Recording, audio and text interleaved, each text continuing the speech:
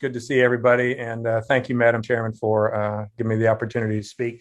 Today, I'd like to advocate for HR 4233. It's the Students Veteran Counseling Centers Eligibility Act, which I introduced along Ranking Member Bost, as you mentioned last month. I'm very happy that we have bipartisan support for this legislation. I know that we're all very acutely aware of the difficulties that veterans often have in transition back to civilian life, especially those who are looking to further their education. Having taken care of veterans and their medical needs for over 30 years, this is a very personal issue for me. Additionally, we have oftentimes seen the tragedy of our selfless defenders losing their battle to mental health issues when returning from service. The intention of this bill is to aid more of our veterans who are readjusting to civilian lives by providing overdue access to vital mental health resources. This is especially personal in my district. I represent about 89,000 veterans, many of whom are or will be receiving benefits via the post 9/11 GI Bill or the Montgomery GI Bill.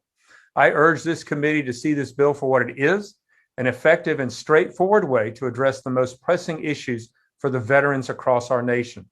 We have an obligation to make counseling services more accessible for veterans, regardless of which side of the aisle that we sit upon. The Veterans Counseling Centers Eligibility Act would provide expanded counseling and mental health services to student veterans through the VA's Readjustment Counseling Centers, also known as VET Centers.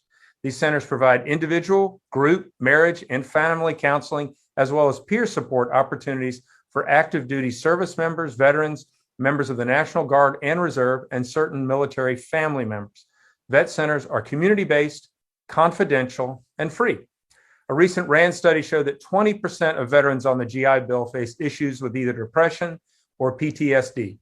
That's 20%. That 20% amounts to over 170,000 veterans. That's almost double the number of veterans in my district alone.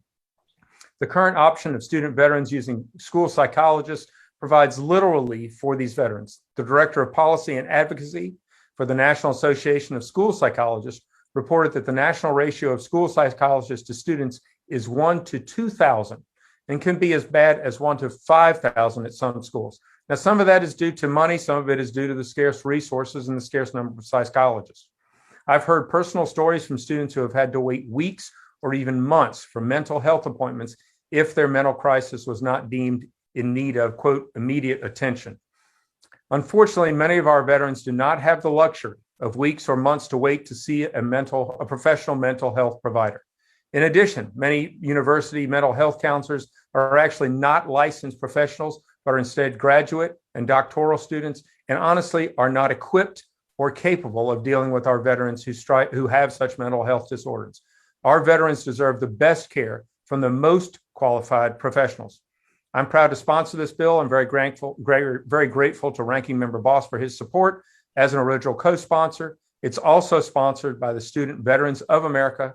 I appreciate everyone on this committee's consideration of this vital legislation, and I urge its consideration for passage.